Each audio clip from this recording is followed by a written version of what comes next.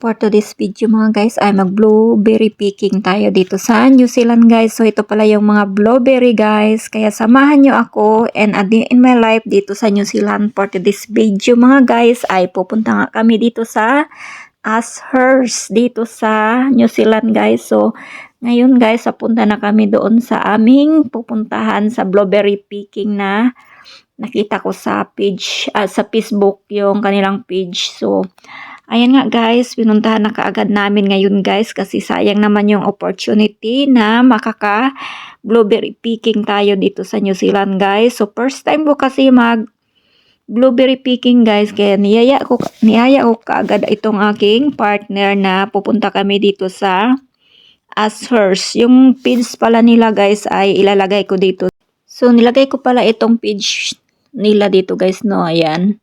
So, ito pala yung daanan. So, gumamit lang pala kami ng Google Map guys para matuntun namin yung aming pupuntahan na mag-blueberry picking guys. Actually, first time naming pumunta dito guys at first time ko rin maka-experience ng blueberry picking dito sa New Zealand guys. Akala ko yung blueberry guys ay maliliit lang siya pero maano din pala guys no, mataas din pala kasing taas ko or mas matangkad pa sa akin yung blueberry guys. So, yung nakikita ko pala sa store ay maliliit lang na blueberry. So, dito guys ay malaki pala itong mga blueberry.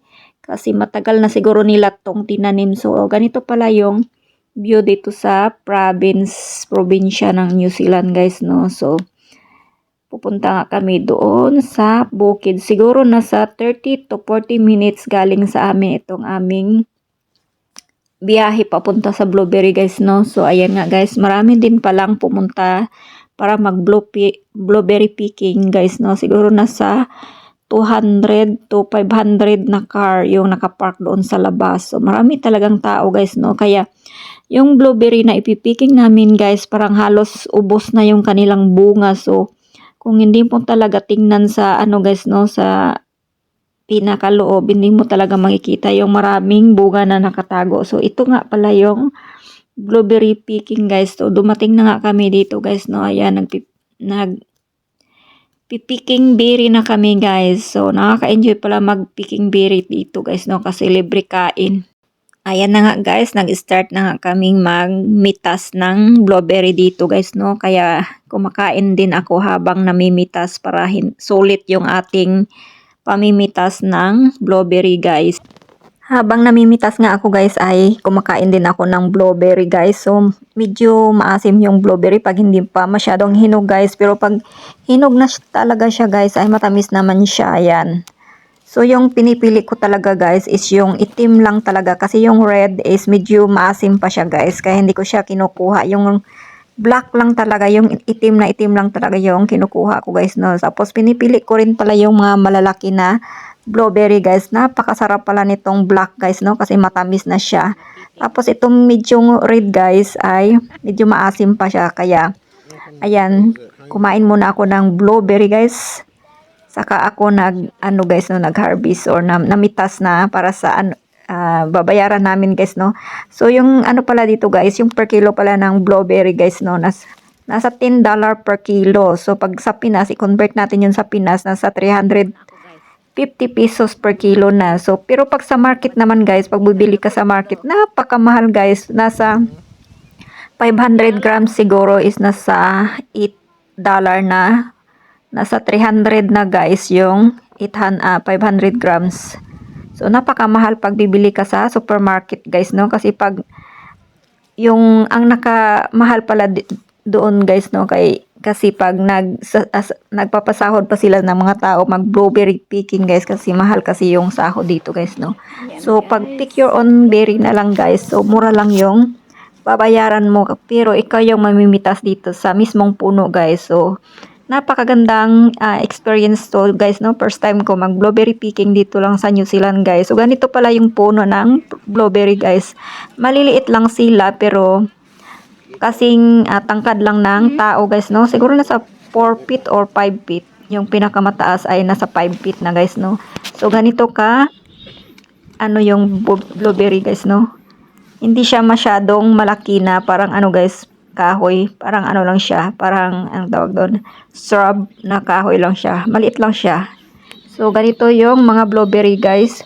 Hindi na maraming bunga yung blueberry pagdating namin dito guys. Kung hindi mo pa titingnan sa ilalim talaga guys, ayan o, yung may natitira dyan sa ilalim, hindi mo pa makikita yung bunga. Kasi nga guys, siguro nasa 1 buwan na kasi yung blueberry picking nila dito guys, no, nakalipas na ng 1 buwan. Kasi nga, second week yata ng December guys, ay nag-start na sila mag blueberry picking guys, no. Pick your own blueberry. Tapos ngayon guys is January na pala guys, second week na ng January, saka pa kami nakapunta kasi last week kasi guys laging ulan ang ulan, kaya ngayon lang talaga bumuti o gumanda yung panahon, wala ng ulan. So ngayon lang kami nakapunta guys, no. Tapos may part-time din kasi akong trabaho, 6 PM ng hapon, kaya ngayon lang Saturday ng umaga guys, pero hapon na nga kami nakapunta guys, no, kasi ano na ako nagising, 11 o'clock na ng umaga ako nagising, kaya nakapunta kami siguro nasa 12:30 na guys.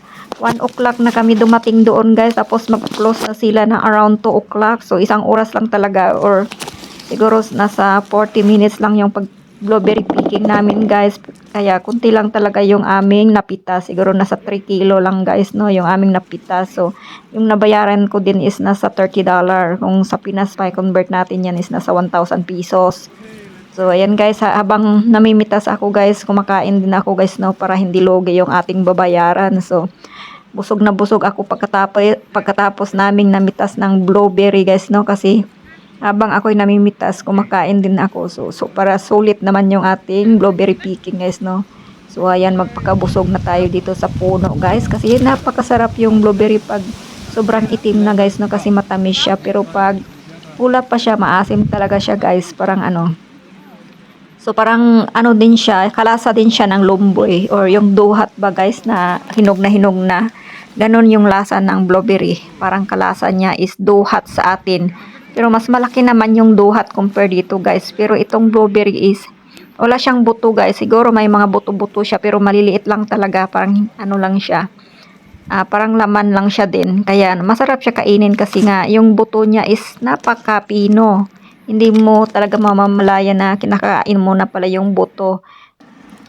Pag i-compare mo siya sa duhat, yung duhat kasi may buto siya, malaki yung buto ng duhat. Pero itong blueberry, wala talaga siyang buto. Mga maliliit lang yung buto niya sa ilalim guys, kaya masarap siya kainin. Ayan, napakatamis, kaya kumuha kami. Siguro nasa 3 kilo lang yung na-pick namin guys, no? Kasi nga hapon na kami nakarating dito. Siguro nasa 1 o'clock na kami dumating dito guys, no? 1 o'clock past na guys. So masiguro nasa 40 minutes lang yung aming pag blueberry picking guys. Kaya yan, kunti lang yung nabili, ay yung na-picking namin or napitas namin dito guys, no. Kaya ayun na nga guys, nag-i-enjoy talaga ako magpitas dito ng blueberry kasi masarap siya guys. Habang namimitas ka, ayan, kumakain ka rin. Nakaka-enjoy pala mamitas guys, no. Pero sobrang init ngayon guys, kasi nga summer ngayon sa New Zealand. Kaya yung init guys ay talagang nakaka-sunburn talaga yung init dito sa New Zealand guys pag summer. So ayun nga guys, may nakita akong blueberry na marami dyan sa loob. So pagkatapos nga naming namitas guys, no, ay ayan, umuwi na kaagad kami. Ito pala yung probinsya or yung mga bukid dito sa New Zealand guys. Ganito ka ganda at napakalinis, parang ano guys, no, parang kinating grass. Ayan nga guys, nakakita ako ng maraming blueberry dyan sa ilalim guys, no. So sisilipin mo talaga doon sa ilalim bago ka makita ng mga maraming blueberry. So hanggang dito na lang guys. Thank you for watching. Pauwi na pala kami. Please subscribe and like my video, and bye bye. See you on my next video. Thank you for watching. Bye bye.